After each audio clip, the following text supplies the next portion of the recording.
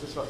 Hey, hi guys, my name's Jason Bosch. I run Argus Fest, and normally we show documentaries here every Thursday at 7 o'clock on human rights, social justice, media, and environmental issues. So we are showing a documentary here next Thursday called God Loves Uganda, about evangelical work in Uganda and some of the problems, some of the human rights issues that have come about because of that. It's a really powerful film, but if you're interested in documentary film, and then we always have a discussion after the film. So if you're interested in that sort of thing, I have an email list on the back table.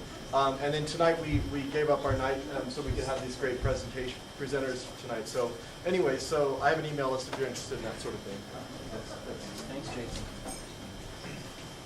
Good evening, everyone. Thank you for coming. I'm Bart Windrum.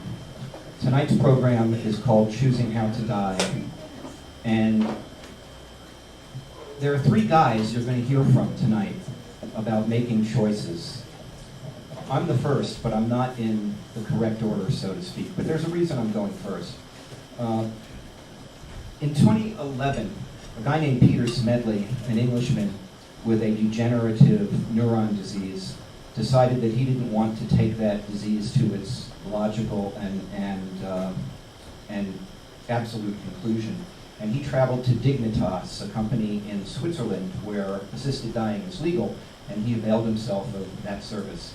An English writer named Terry Pratchett made a 1-hour documentary about that, and we'll be showing that after I'm done talking to you. And then here in 2014 in Denver, a friend of ours, Robert Matone, is faced with a similar choice. And he will talk about what it's like to be faced with a choice here in Colorado in our time, where assisted dying is not yet legal. The film and Robert's story are extremely powerful. And because they are so powerful, we felt that it was appropriate to end on those notes and lead with what I have to say to you. But what I have to say to you is about our future choice. And Peter made his choice in 2011. Robert has to make a choice in 2014. And all of us will have to make a choice, hopefully 15, 20, 30 years in the future. And the question is, what is going to guide us in making that choice? And that's what we'll talk about for the next half hour or so.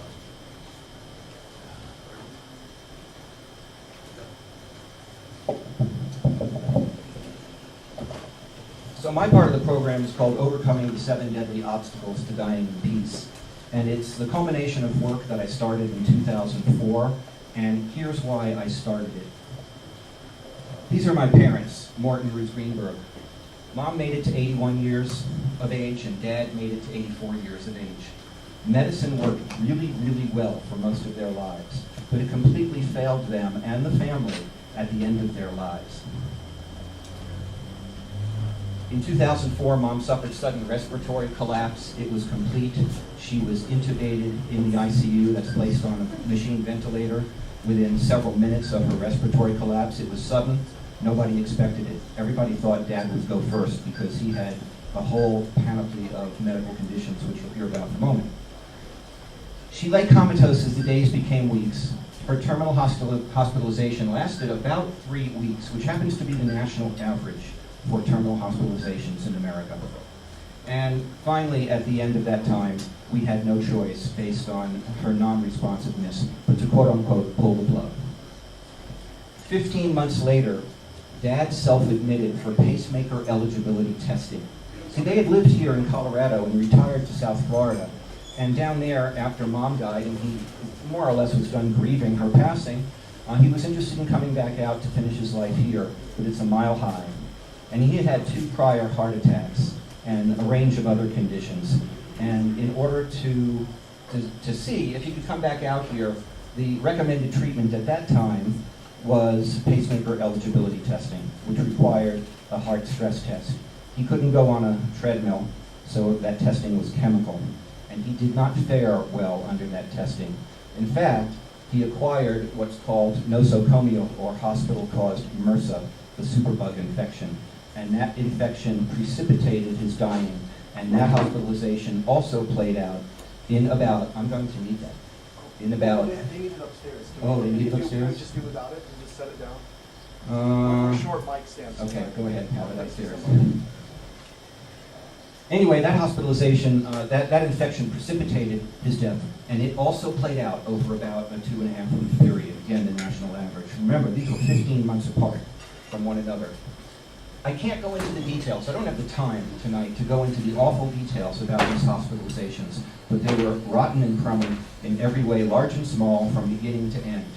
And, you know, hospitals and medicine promise us care, but that is not what we felt, that's not what we experienced. What we experienced was characterized by a sense of absence. In our case, and ours, by the way, is my sister and myself, and each of my parents when they were alive. We experienced the absence of care. We actually were newbies. We were dying newbies. So we didn't know any better. We thought we were learning the ropes as we went, but we were actually mistaken. These experiences were characterized by the absence of things like communication, by disclosure, forecasting, guidance, monitoring, interest, and compassion. All these elements that together comprise what we commonly know of and experience as care.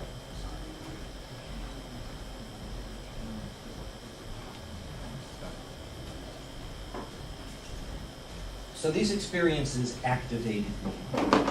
And in retrospect, I came to call them the crucible, a place of severe test or trial where the heat is up and there's no escape. And I vowed several things at that time. The first was never again. That with my remaining family, which is me and my wife and my sister and my daughter, I don't want to experience anything remotely like what we experienced during each of my own parents' terminal hospitalizations. The other thing I vowed was to get to the bottom of the failures. My own failures, my family's failures, medicine's failures, because we all say that we want to die in peace, as we did, and we were a small advanced planned family, we were cohesive, no friction, all the legal documents, and it didn't matter, ultimately, in how these events played out. So I wanted to get to the bottom of it, and I vowed that when I did, if what I learned when I got there was not already in the world, that I would do what I could to bring it forth. And I started then, and I continue now. It's going on a decade. I asked myself 3 questions then, and I posed them to all of us tonight, a decade later. Why do we fail to die in peace when we say that is what we want? Who owns your dying? That first question led pretty much directly to the second. And third, what does dying in peace actually require of us? That's me and of each of you. The first thing it requires is that we distinguish between dying at peace and dying in peace. Right? Dying at peace, I define as our emotional and existential state at the moment that we die. And dying in peace has to do with our experience of a loved one's demise over its months, weeks, and days. And if the experiences that we have are shocking and harmful and destabling, then I propose, and I experienced, that we're not going to go out feeling peaceful if the months, weeks, and days leading up to our demise are not peaceful. So the question is, what can we do to make them so? Well, before we drill into that, let's take a step back a little bit and move away from the personal, right? Let's deal with the social. In America, 2.5 million of us die annually. 70% of us die in institutions. Now, most of us say that dying in peace means dying at home. I like to say with the dog licking my fingers. In Robert's case, it's the cat. 70% of us don't. By definition, that is 1.75 million Americans who are not dying in peace. And 20% of us die in the ICU, the intensive care unit, which is the antithesis of a peaceful environment. Now think about it for a moment. If each dying American has only one interested, concerned loved one, that's another 1.75 million people. So multiply it out by another 2, 3, 4 family members, and there's many, many millions of us every year, year in and year out, being affected in this way. And then multiply this across the industrialized world, because the problems that we encounter here in our country are exactly the same problems that other people throughout the Western world also experience. There are so many default circumstances that can put the kibosh on dying in peace that when we look at it from up high, from the 10,000-foot view, It really is an absurd quandary, isn't it? And it occurred to me one day that absurd quandaries could probably use an absurd explanation to help us get our arms around it. So here's one. You want to die at peace? Got to die in peace. All of one piece. Say, pretty please. Want to go in grace? With a neutral face. We're done this race. No. Got to stay in place. Beyond ready to depart. Jump jack your bones and shock your heart. And when you're picking at the air. No, bro, ma'am, you ain't going nowhere. There's an app for that. Never say die rap. Independent thinker. No one's rude. So, shove in 1, 2, 3, 4, 5 tubes. With C. diff, MRSA, gurgle, gurgle. And all we want to do is cuddle and snuggle. There's no app for that.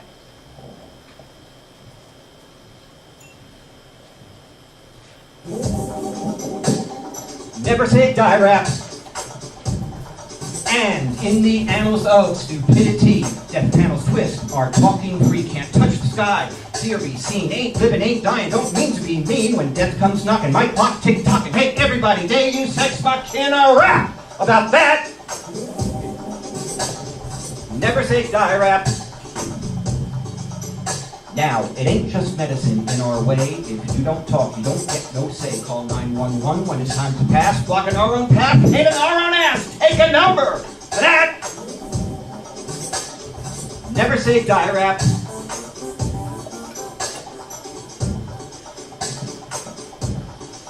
My friend Steve Price RN sings Dying is Dying. His songs are cool, and Steve ain't lying. Chart your life path while there's time to die in peace with minimal crying. Study up.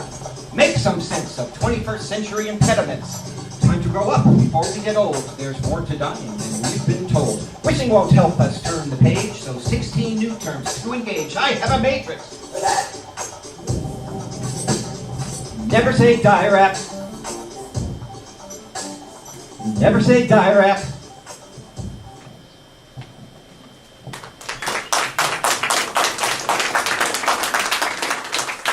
Thank you.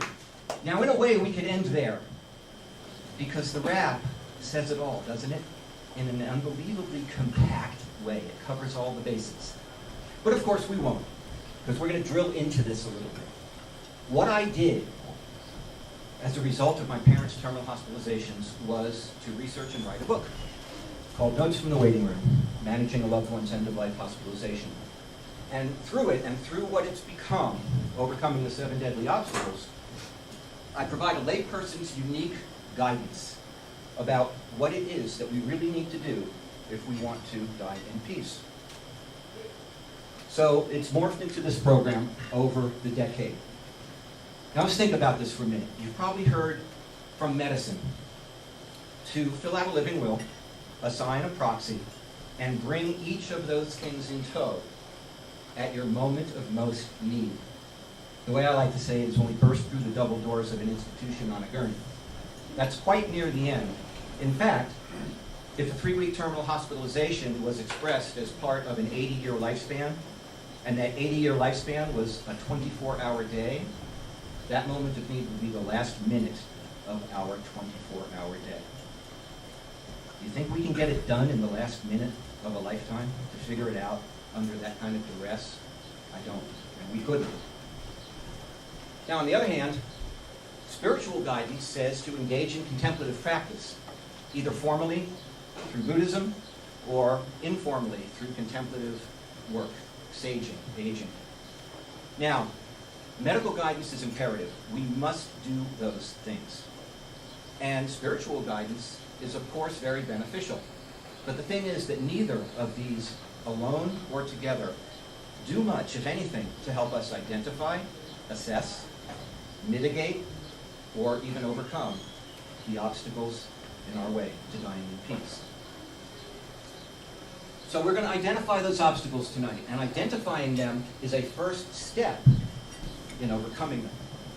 The first 5 are obstacles that I experienced during each of my parents' terminal hospitalizations.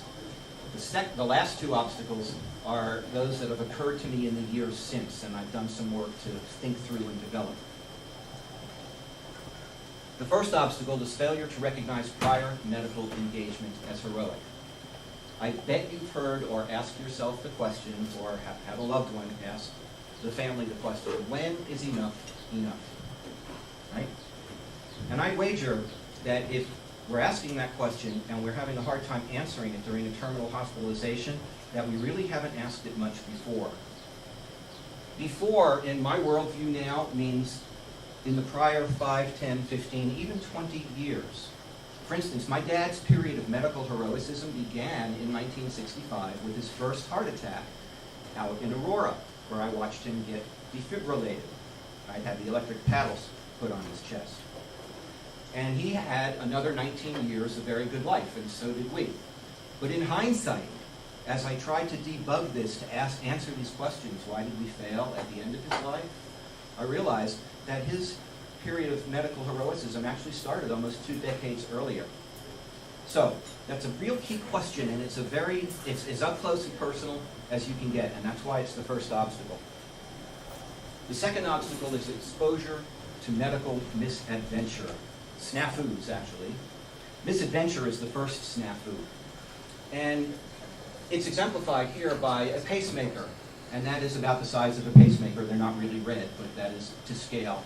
And in my dad's case, he went in for pacemaker eligibility testing, and he succumbed to that, and then to MRSA. Had he not gone in, he probably would have lived several more years. It was ill-advised, and at the time, if you had one of these things implanted, medicine would not turn it off, even if you asked and directed. They have since changed their minds, but there's no guarantee that somebody wouldn't give you a little pushback on that. So implantable life support is an example of medical misadventure. Also, we're exposed to medical error, which is well known now to be the 3rd leading cause of death in America, behind heart failure and cancer, and in front of every other medical cause of death. It's the equivalent of 2 jumbo jets worth of Americans dying day in and day out. And if the jets were actually falling out of the sky, you can bet we'd be hearing about it and doing something to fix that problem. The 3rd deadly obstacle to dying in peace is ignorance regarding life support. And it is absolutely huge. I devote 30 some odd pages in my book to this topic because it's very, very gnarly and convoluted. And the reason is there are so many players. It has to do with overrides to our directives. And we don't know when those overrides are going to occur, generally, until they slap us upside the head in real time on the spur of some moment or other, and it's always the wrong moment, and it's always shocking and harmful when it occurs. We get personally confused, right? We may have prior resolve, but then we go plug somebody in anyway, and now having plugged them in, how can we, quote-unquote, unplug them? The Catholic Church, of course, has ethical and religious directives, and some Catholic hospitals are governed by them, and they come into play. The institutions themselves have overrides, and this is all wrapped up with surgical procedures and post-surgical procedures.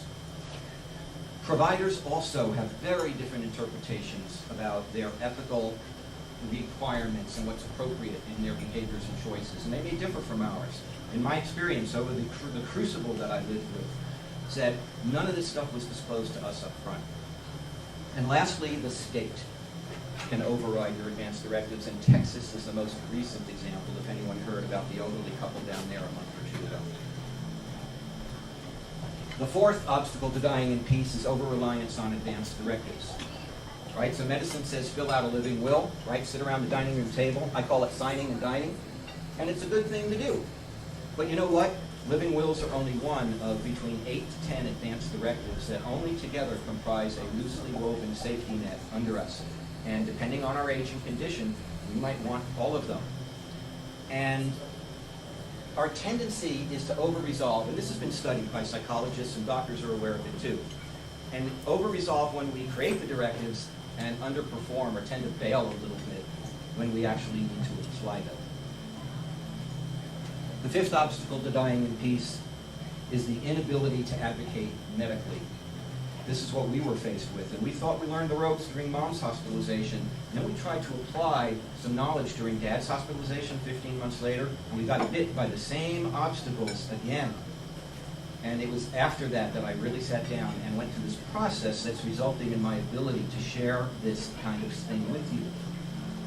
This is 1/3 of my medical library. And the first thing I will do the next time I have to function as a medical proxy is hit this shelf and pick off 2 or 3 books and take them with me as I'm running out the door. It's a huge endeavor to learn how to advocate medically and to actually do it. And it's simply the nature of the beast. So those are the 5 obstacles that I encountered over my weeks in the crucible. The next 2 are things that have occurred to me since. And you can see they're getting a little bigger and bigger and bigger. This one, difficulty distinguishing among dying situations, is something I'd like to drill into because we haven't had the language to accurately talk about what's in front of us. See, mostly we say it's an either-or scene, right? Say, either I'm going to die at home, and we sort of picture the bucolic lakeside cabin or some lovely place, right? All peaceful. And if I don't make it there, I'm going to end up wired every which way in the ICU, as if those are the only 2 situations that are in front of us. But there are actually many more. So here's a metaphor. Imagine this. Imagine a world in which the many hundreds or thousands of flowers have no names whatsoever. And there's only one word with which we can discuss flowers. Flower. How could we state our preferences? How could we talk about the differences? It would be pretty much impossible, wouldn't it? So too, we have this one non-euphemistic word for dying. And it completely fails to map the territory in front of us. So I gave this a little thought. I determined that nobody had dealt with this. Nobody tried to solve this problem and pick it apart. So I did. And here's a very, very brief overview of it. When we're dying, there are 2 things that are important. How much time do we have, and who or what controls our dying experience? Right? That pretty much defines it. And the rest is detail. And of course, it's excruciating, personal, and quite important detail. But this is the shape that everything unfolds within. Where time and control intersect, I call it landings. As in, when the music stops, where are you going to land? Right? When the game's over, where are you going to land? And what I did was create Wyndham's matrix of dying terms, which for the first time neutrally and accurately names all 16 situations. Now this is not making life complicated. This is an expression of our lives in our medicalized age. And our lives are complicated because of these scenes. And what this matrix does is sort of untangle and debug that and give us language to discuss it. For tonight, the important landings are these 2. Released and postponed under personal control. And here's why they're important. Our focus, our container of tonight, is choice in dying. Personal choice in dying. Having the freedom to optionally say, I want to die tomorrow with medical assistance so that I don't suffer for another 3 months or a year. Right?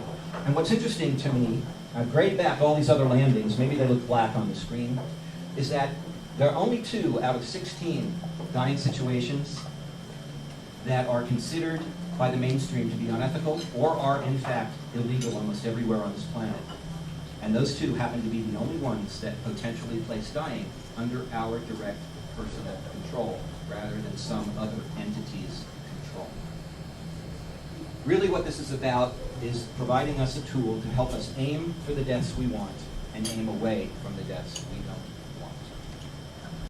And lastly, the 7th deadly obstacle to dying in peace is sort of a meta obstacle. It's the opaque dying marketplace. So when we're dying, end-of-life services are in fact transactions. People are professionals, they earn their living providing services to us. They are a given, because when we flip out of curative medicine, when we no longer can be cured, when we are dying, dying services will be provided. But a lot of doctors don't quite realize this or don't want to admit it and have difficulty integrating this sort of acceptance into their worldview. And that leads directly to the third point, that they are not described, they're not disclosed to us in advance. So imagine Another metaphor. Imagine if every restaurant in this country had no name and no menu and a generic sign on the door. And if we're hungry, we just pick one, they all look the same, and we go inside, we sit down, we put a napkin on our lap, at which point we are on the hook for whatever is served, we must eat it, and we must pay for it. And that's pretty much how end-of-life services are provided to us right now. It's the water we swim in. It's the milieu.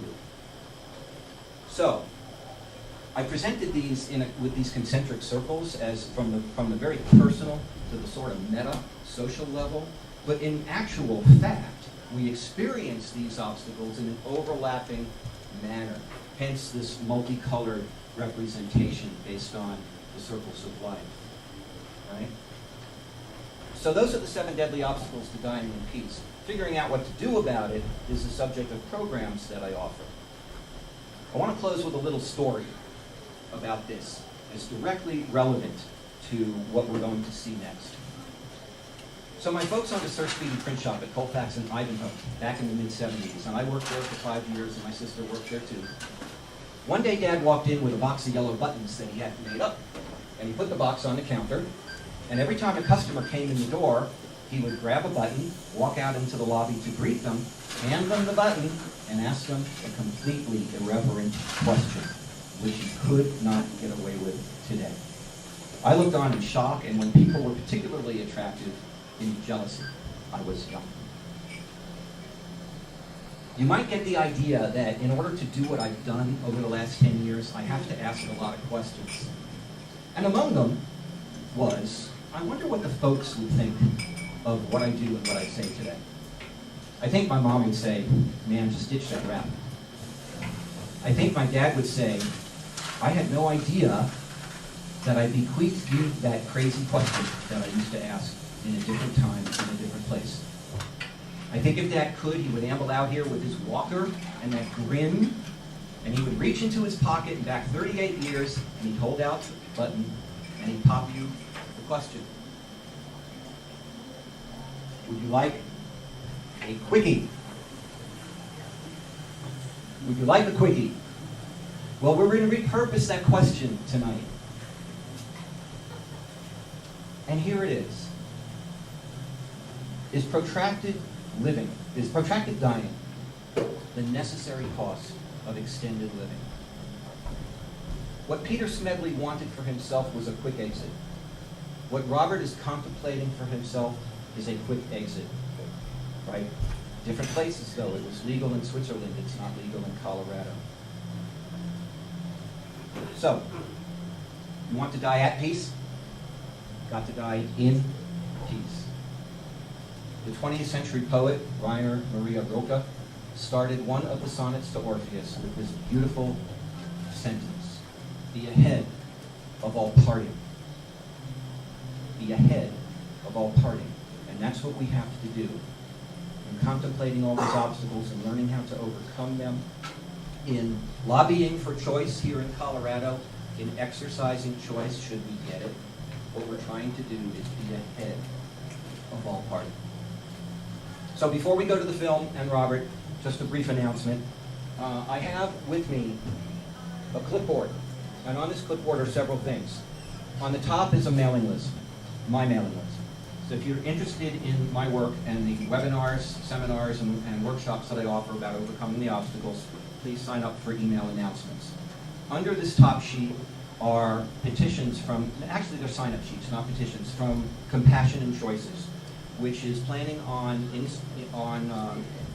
introducing legislation here in Colorado in 2015 to see if we can get legalized aid in dying here in Colorado. And they need names to be able to approach the legislature more credibly. We also have separate Compassion and Choices sign-up sheets that you can take with you if you want to go ahead and have people you know fill them out. And lastly, a little quarter sheet on me. If you want to be in touch with me, feel free to take one of those also. So that is what I have for you. And next up will be the Peter Smedley film.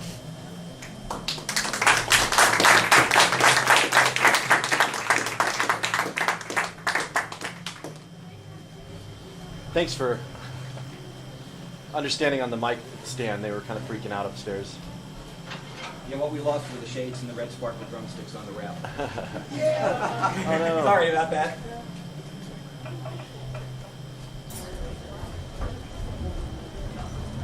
All right, everybody, are we ready to start?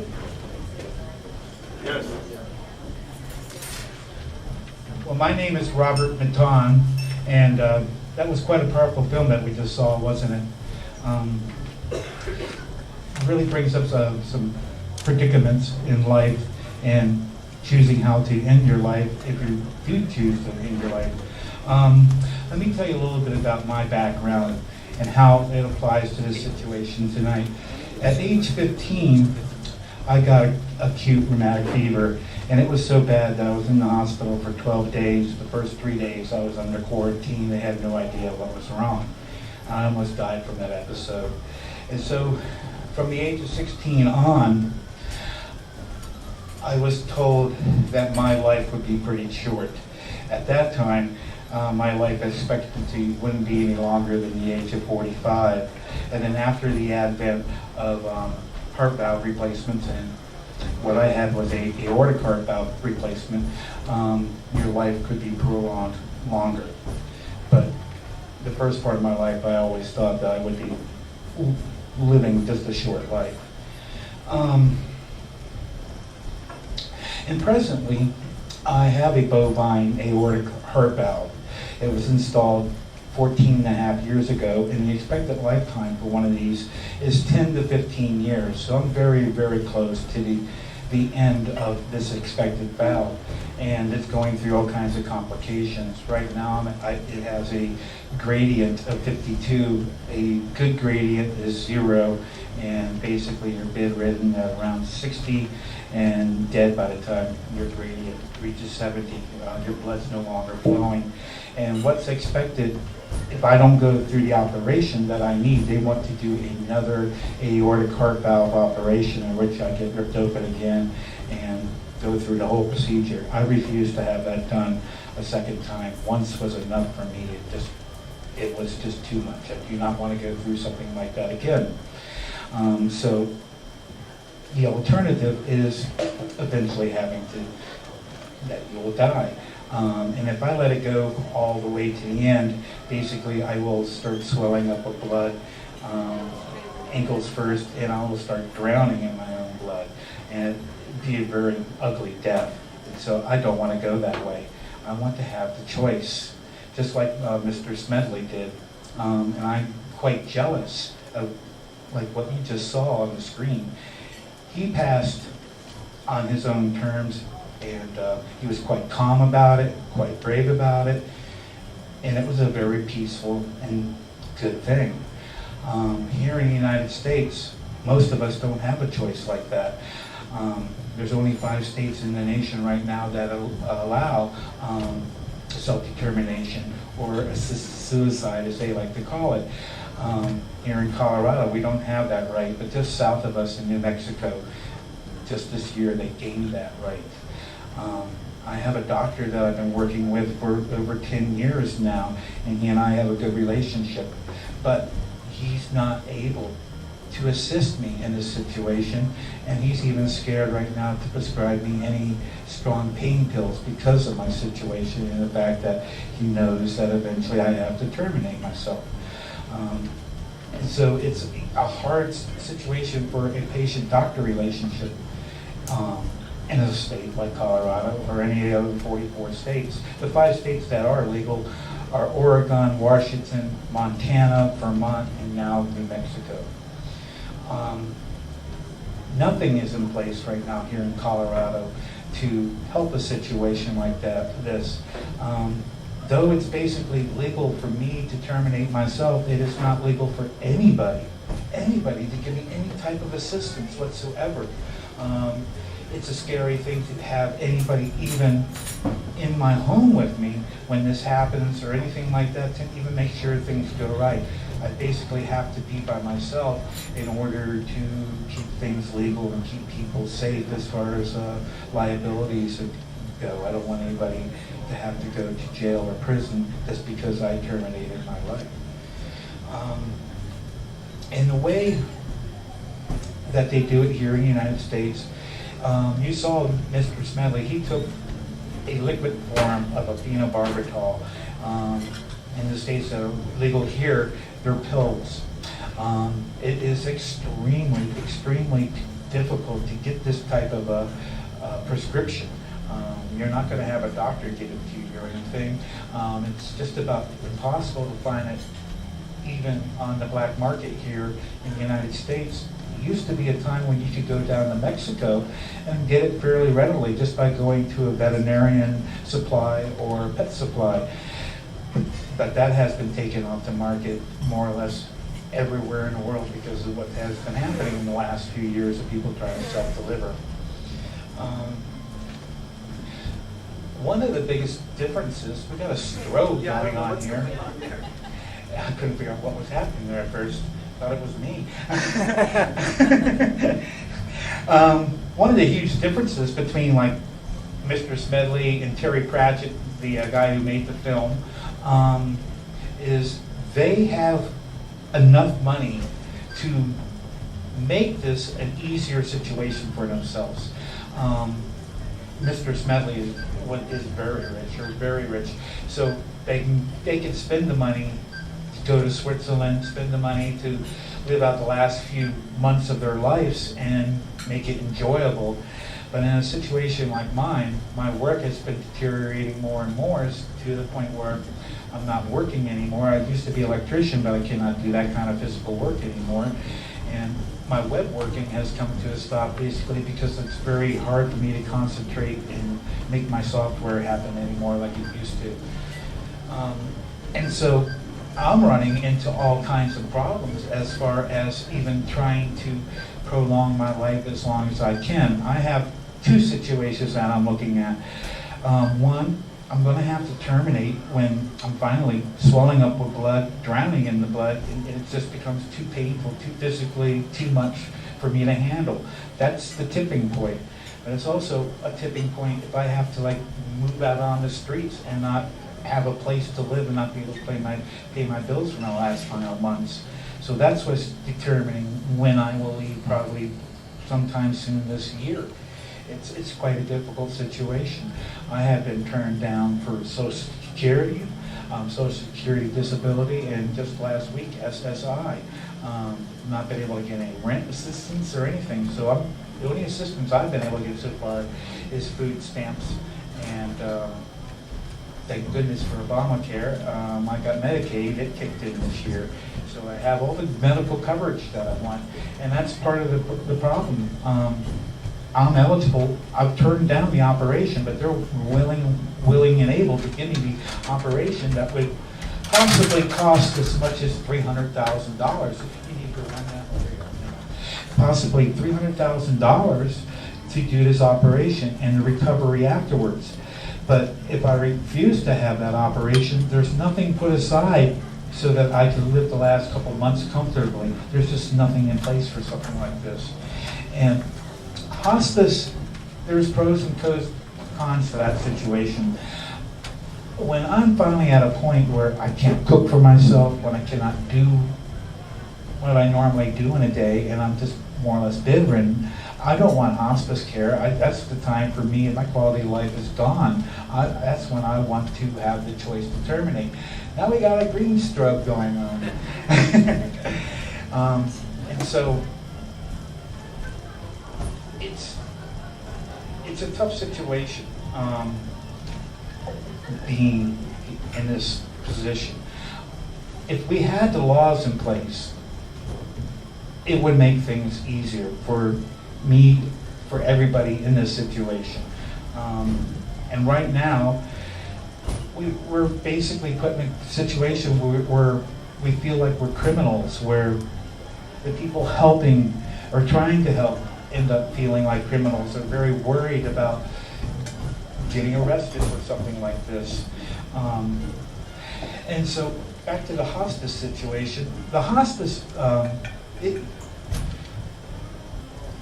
there's a certain allotment of money that happens once the 6 months paperwork is kicked in by the doctor saying that you have 6 months left to live.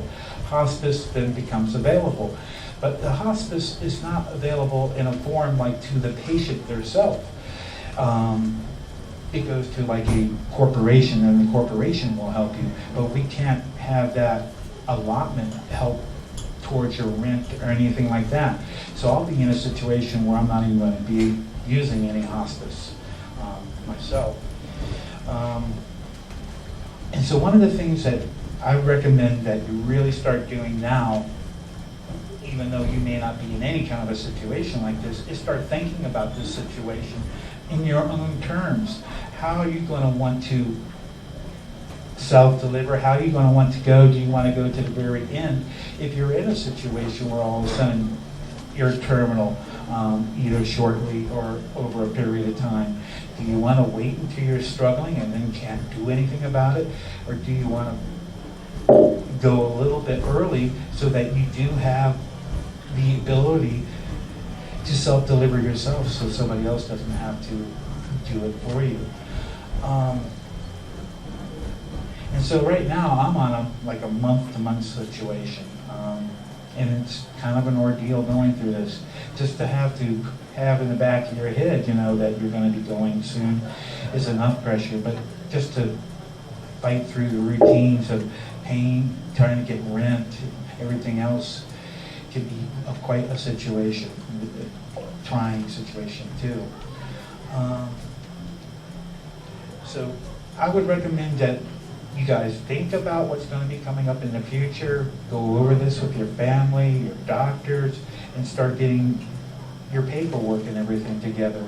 And there's, as Bert was saying, many different things that you got to get together as far as the paperwork. So there's lots of homework to do. And Bart has information out on his website about this.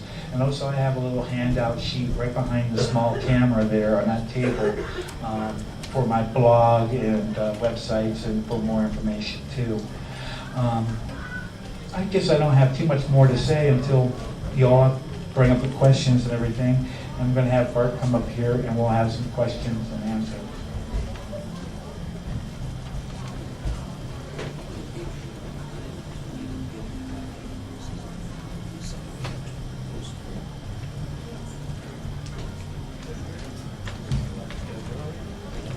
So if you have a question too, we have a wireless mic, you can just raise your hand.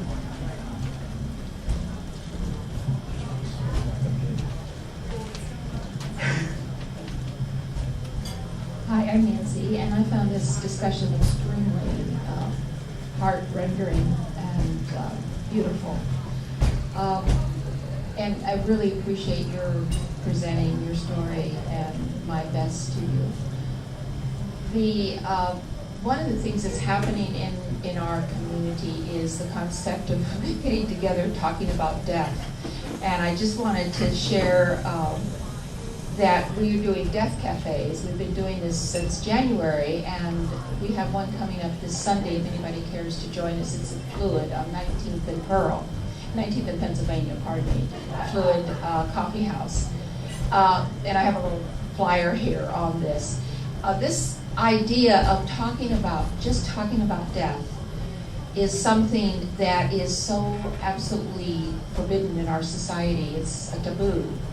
And the people that come together at the death cafes, the subject just ranges from anything that they want to talk about. So each group has sort of a concept that they want to talk to, and it might be something like you mentioned, Rob, your own story. And it's phenomenal what happens in these conversations. So I invite you to join that on this Sunday if you'd like to, at 3 o'clock at Fluid down the street here. I'll be there. Good. I'll chime in that I attend the Death Cafe conversations in Boulder, and they're uniformly wonderful. Really great people. We range all over the place, and we all have a good and fulfilling time. Yeah, and coffee is good too. And I met Bart at the first Boulder Death Cafe too, so a long time ago. I think that was in December or someplace like that. I don't remember. But anyway, so I just wanted to share how much I appreciate what you have said. Thank you.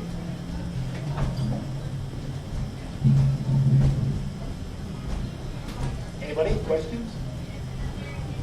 There's no question that soft limits are out of bounds. Is what type of Okay. For people who have made the decision to self-deliver, since you can't do it through a medical decision, unless you go to one of those states, can you go to a state and get assisted living that does accept it? Or do you have to go through the state that you live in to be able to get the assistance?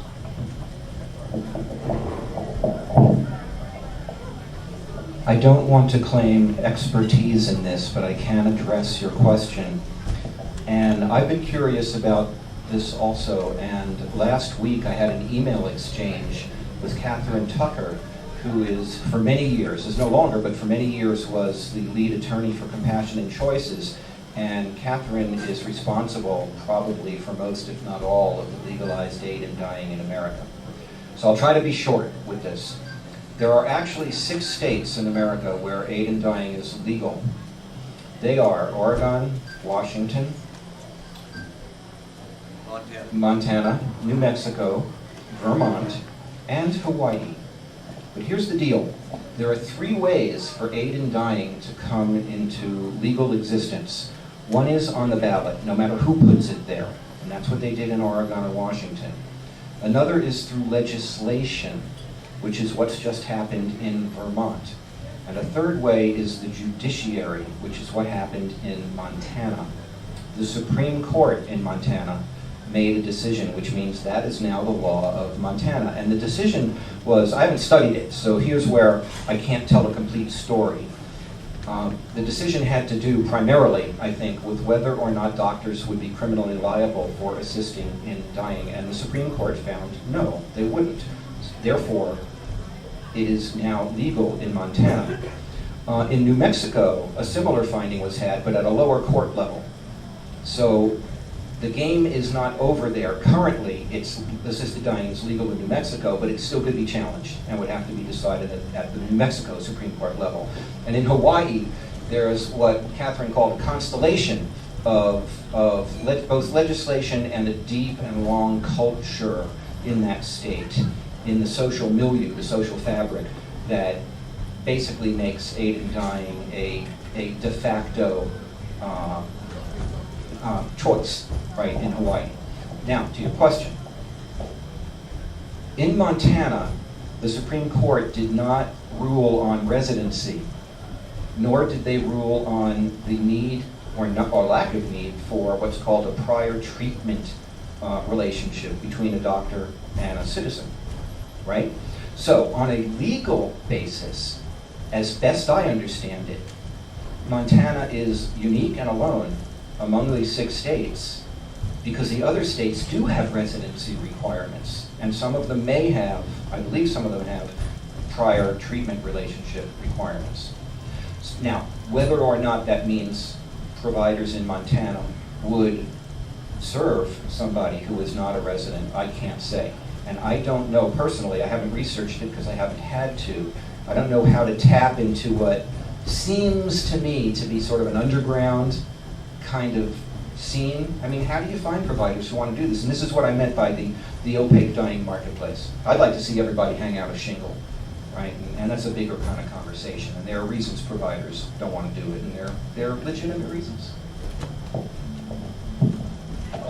Also, there's the expense of somebody in my situation trying to go to someplace like Montana.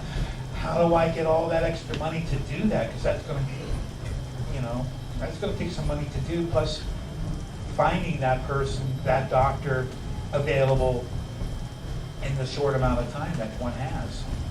So it's a tough situation. And then what do they charge for it? And then what type of health coverage would cover it at this particular point, even if it's in a state that's legal? I don't think there's any health coverage that would cover it at all. Somebody? Wow. Sunday, we had tons of questions. You did. Yeah. We went for an hour. Yeah, we went for almost an hour answering questions on Sunday. Well? It doesn't. Say what?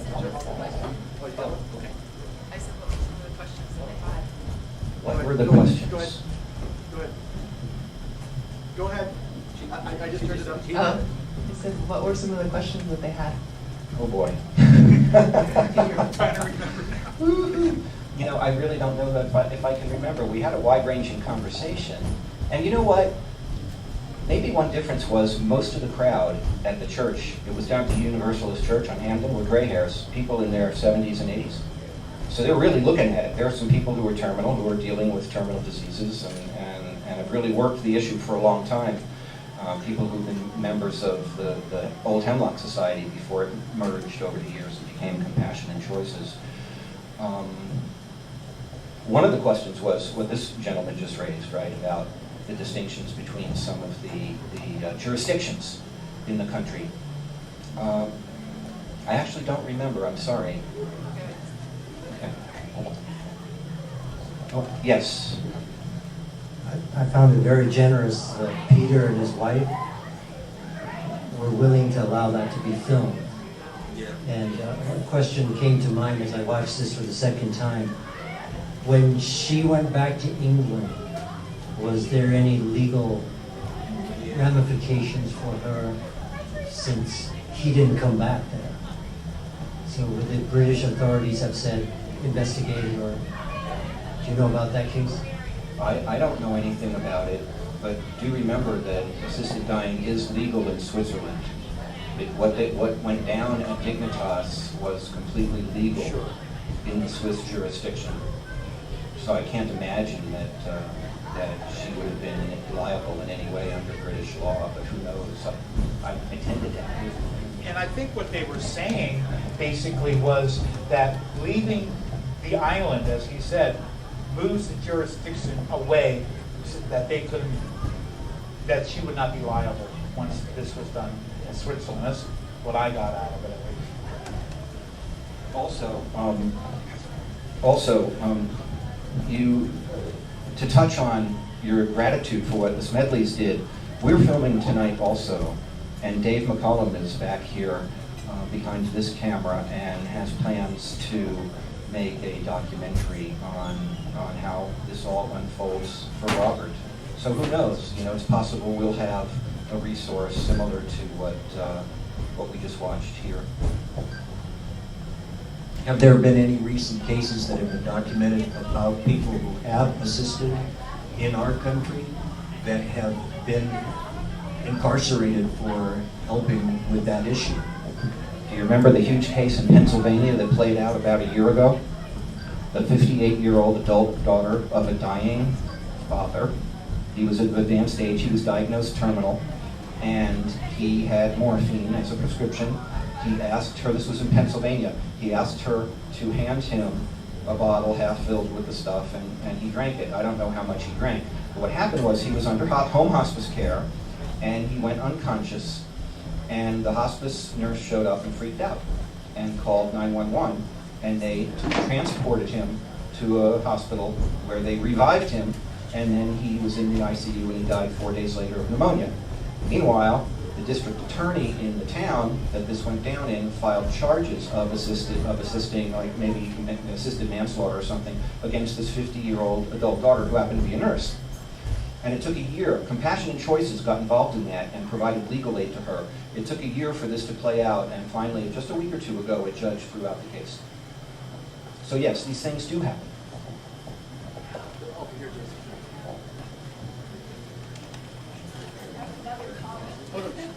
Another comment, I don't want to monopolize it. A couple things, there was a case in Florida too, that the same thing. Husband, and there's a film on this, it's a documentary and I can't remember the name of it. Husband helped his wife die who had Alzheimer's, and he was jailed for 10 years. And then somebody, I think there was some kind of legal, it's a long time ago and I can't remember exactly the case. But that was one of the things that was kind of interested me, because I was also I'm a nurse, and I've also worked in geriatrics and in hospice for a long time. And this is Alzheimer's, and some of these are prolonged, tragic deaths. I was a hospice nurse when there was AIDS, was quite an epidemic here, and that was another thing that was extremely painful and long, and there was nothing that we could do, but make them comfortable and just do everything we could possibly do to help their death with dignity. I want to say something else about hospice too. Hospice has, I worked at Denver Hospice, and it's a really wonderful place. This is in the 90s, I want to add. I don't know how it is now, but it was a wonderful place. And we took people that didn't have any money and would care for them in our inpatient hospice. Medicaid patients come in, where you would go in and take care of them. And there is no way that they hasten death, but they don't prevent dying. And they really make the death process as comfortable as they can. And I kind of felt that the aspects of bereavement and who is going to take care of that wife when she gets back to England, who's going to answer her grief. This is a tragedy because the grief of a widow or a widower is really prolonged and needs assistance. So those are the kinds of things that I would see in assisted dying that I don't see happening in this, in the assisted dying as it is now. And I think that's what we have to be conscious of, that the bereaved need help, just as the person who wishes to die needs help. Yes, and you raised a range of really, really good points. And I actually had articulated that the absence of assistance to the family after a loved one has died, right? Hospice is all about that. Presuming we get to hospice early enough. You can't go to hospice for the last 4 days of life, as 33% of hospice enrollees in America do. That's called active dying. That's way too late in the game to get involved with hospice.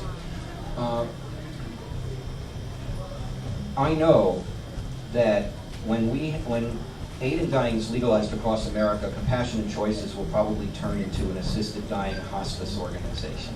But that's like out on the horizon somewhere. I want to throw another thought out, two other thoughts also. Not all hospices are created equal. And in order to ask and answer the questions that I've had to ask and answer for myself over a 10-year period, I've become first skeptical and then critical. And I mean critically in a neutral sense, right? Like I said in the rap, I don't mean to be mean, but I have to get down to the baseline in asking myself a lot of questions. And hospice they are not going to advance dying, but there's always one of the landings in the Matrix has to do with euthanasia, and there's this what I call wink nod euthanasia, where everybody sort of is in quiet agreement that the suffering's gone on too long, and why don't you just push the plunger just a touch more, quietly. I mean, these things happen. That's what I mean, disclosure, and it's hard. It's hard to have these conversations. It's hard for legal liability, it's hard for professional reputation, it's hard for the morality and the ethics of it, it's hard for the bedrock choice of it. We're struggling right now with the emergence of death cafes to begin to come out of the shadow and the weight of 40, 50, 60 years of denial, where First Medicine has, because it's good-hearted, has taken over for us because we gave up on controlling our dying, of owning our dying. And that's morphed into ownership, so now we have a tug of war about it. So it's all, we have all these interrelated aspects of it, and we're doing the work right now, right here. Back here. We have a mic there? Yeah, thank you. Thank you both for your work on this important issue and sort of bringing it out for conversation. As I watched the film, I couldn't help but think that in a number of so-called terminal illnesses, that they are terminal within an allopathic medical paradigm. And they may not be terminal in other paradigms, or they may be treatable, or the symptoms may be relieved. And so when someone is looking down a pathway of certain death, I can't help but ask myself, have they considered X, Y, or Z things that may have never been suggested to them by caring medical professionals? I'm aware, for instance, that there's a lot of evidence that high doses of vitamin C can treat very serious cancers. But I just happened to see a story on New Zealand 60 Minutes about a huge fight that had to happen when a family requested intravenous vitamin C for a family member, not with cancer, this was with swine flu. But in any case, I just think that so many of the possibilities for higher quality life do not get considered before somebody thinks, well, I guess I'd rather die. And I just wonder if in this whole movement about compassionate death, compassionate assisting and so forth, there's conversation or awareness about potential alternatives that could extend life and improve quality of life that are not ever likely to be presented by an MD or a nurse practitioner or someone who's maybe a very good-hearted person but simply was not trained to see in a certain way. Well, in my particular situation, my heart valve is deteriorating because of the bovine valve, a cow valve. And so there's no fixing it as far as through medicine, through what you can eat, hash oil or whatever. And I'm a medical marijuana patient for the last 8 years. And I think that's what's been keeping me kind of in maybe a prolonged stage, longer than what the doctors are expecting. But for my situation, there is no cure. There is no way to make this better other than going through the operation. And there's an alternative operation that's available now where they can go through a catheter up your leg and drop another heart valve, another bovine valve over top of your valve. But for me, it's not a good thing to do because it's a deteriorating heart valve or bovine valve that they would have to put this other bovine valve on.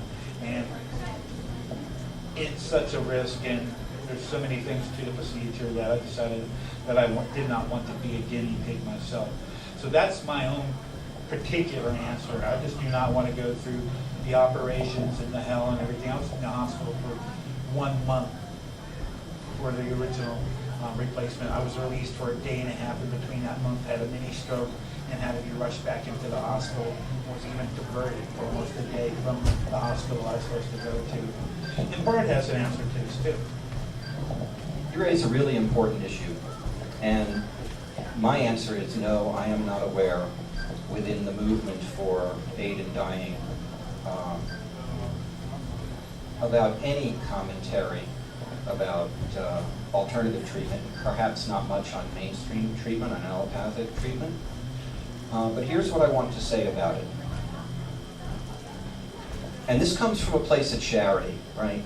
For whatever harm my father suffered and my family suffered during our weeks in the crucible, which I detail in the book, medicine, did mostly well for my folks. And we can sort of only do what we can do, right? Allopathic docs do allopathic medicine. Alternative practitioners do alternative medicine. Compassion and Choices has their plate more than full, I am sure. When I'm not privy to what goes on and how they make decisions and how they do what they do, right? But I'm sure they have their plate full to try to do what they do as a social movement. And then there's us, right? So I asked the question, among my questions said, who owns your dying? Well, we could also say, who owns our living? And I think we just need to do things for ourselves. It's I don't know if there's a more profound decision about choosing to end one's life and when and how. And I certainly haven't had to face it. I just, like I said, I experienced what in retrospect are short weeks. 6 weeks is a kind of short time. It's not like 6.5 years like Katie Butler's dad and family suffered. But they sure felt long while I was living them, and they weren't pleasant, and it's not the way to go out. So, we each have to do for ourselves, I think is the best answer that I can give.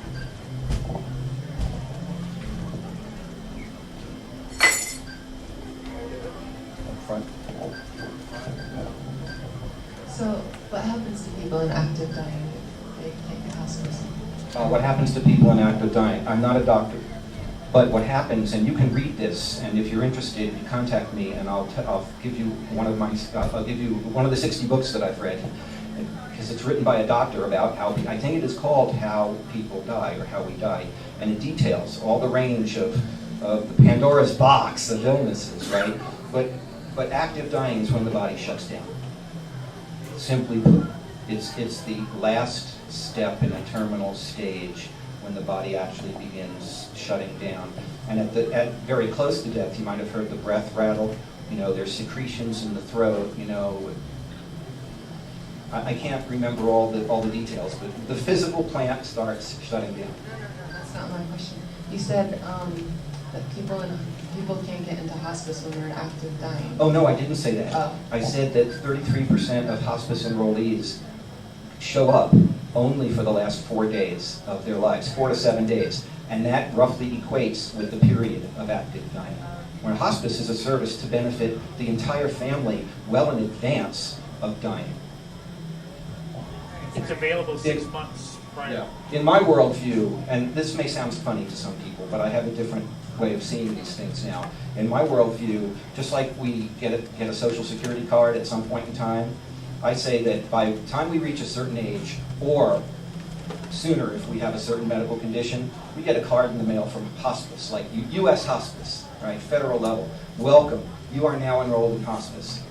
And it's not about getting anything except the card, because now we're sort of plugged into the system as a benefit system, right? And in order not to freak people out and say, holy smokes, they enrolled me in hospice, they're going to off me any minute, you know, we have to continue this conversation about how we die. But hospice should be that comfortable a resource in our minds and, you know, and in our lives. It shouldn't be something we have to seek out 4 days before we're, you know, out of here. So the film didn't, I'm over here. So the film didn't really talk about the people that are opposing this. What does the opposition look like? Is there an organized opposition to this, or is it just that these are the laws around the books that we need to change? And have you guys had any experience with people opposing what you're doing? I have a range of answers, but you go first. Well, on a personal basis, you know, I've had friends who really question my situation, and they give me all the different examples. My father went through this and this and this, and if he can do it, you can do it, and those types of things. But I think the real stumbling block here are the moralities of people and religion, and in particular, the Catholic Church. And I haven't had any personal dealings with that, but Mark can tell you more about it for sure. Here's what I've picked up along the way. I don't have personal experience with it, but sorry about that pop, Dave. The handicapped community is formally against aid in dying because they feel vulnerable. And I understand. I think they have a valid reason to feel vulnerable in their position as handicapped citizens. But they extend that feeling of vulnerability and essentially off to Sarah Palin's death panels. There's a man in Minnesota at the university. His name is James Leonard Park. He's an existential philosopher, and part of his work is a very, very deep look at death and dying. And he distinguishes... Am I hearing somebody say something? Okay. He distinguishes among various kinds of deliverance and addresses some of these things. But the framework for James's work is about safeguards. And he proposes literally dozens of possible safeguards. And some of them are to answer that sort of sense. So if anyone's really into this, Google James Leonard Park and delve into his work. Let's see, the Catholic Church, of course. And my understanding of that scene is for me, it's a disconnect.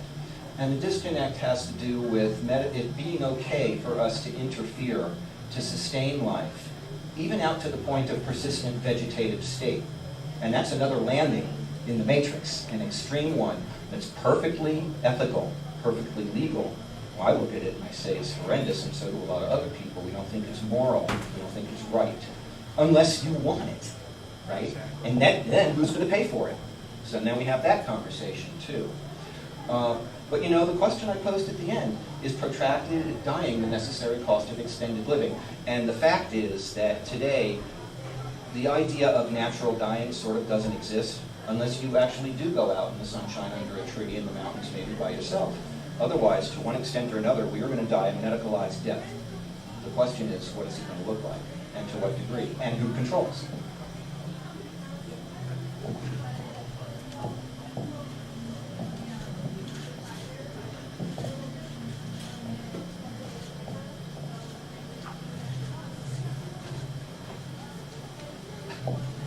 I think that brings up a really important point, especially at the end for people who don't have the choice with the intervention. Because when a person is going through that situation and they're heavily medicated, what is the value of that death experience when you are not in the position to be able to experience it in a place where you have a choice not to be on medicine, where you have a choice where you, or don't have a choice to be in a situation where you can actually value that experience and not be medicated into a place when you're going through the transition. We all have legal choice to decline any medical treatment, and that's well established, long since established on the federal level. But when most families are intervening with it, with the person who's not. When most families are intervening with the situation, when a person's like a person with Alzheimer's, and they're not making the decision, the person who's in that situation, the medical doctor is going to the family. When a person is in a situation where they don't have the comprehension to be able to make their own choices at that point. Yeah, they're medically and legally incompetent is the word. Okay, Right, that's the word. but are the families at that point able to make that decision to say, no, we do not want this family member to be on this medicine, so they can have that value of the transition with some sort of conscious. Right. I think it comes back to existentialism. In a way, but there are also very practical aspects of this too. And then it gets into the ethics, it gets into a couple of things. It gets into the legalities. So how many advance directives have been signed? For instance, the durable medical power of attorney, assigning a proxy or proxies, the HIPAA authorization and release that gives those proxies access to the medical record, which might otherwise be withheld. Any prior documents, for instance, designating do not transport to the hospital. The DNR, which is a simple form, or in our state, the more current manifestation of it, which is the medical orders for scope of treatment. It gets very, very complex. So that's one scene. If a dying person is incompetent legally and has executed these sorts of directives, and the proxy is on scene and competent, by law, that proxy should be listened to, although the proxy needs to take care to express the wishes and directives in terms of what the dying person they represent wants, not what he or she, the proxy, wants, because otherwise that might be challenged. On the other hand, on the medical side, you hear the stories, the catchphrase is the cousin from Peoria, right? So somebody's elderly loved one is dying here in Colorado, and then the adult son flies in from halfway across the country and starts putting the kibosh on everything. That's so the whole intra-family squabbling is another obstacle, and I sort of assign it over to the non-deadly kind, but it is real. Financial aspects are another potential obstacle. Then finally, doctors, from what I hear, and thinking about my own parents' hospitalizations, I do not remember, although it's going on a decade, I do not remember ever being asked by any of the providers in the facilities to present a copy of my folks' directives, medical durable power of attorney assigning proxy status to my sister and I. They sort of accepted it. So there's a range. You know, you can expect anything, and a lot of it depends on the people in the room.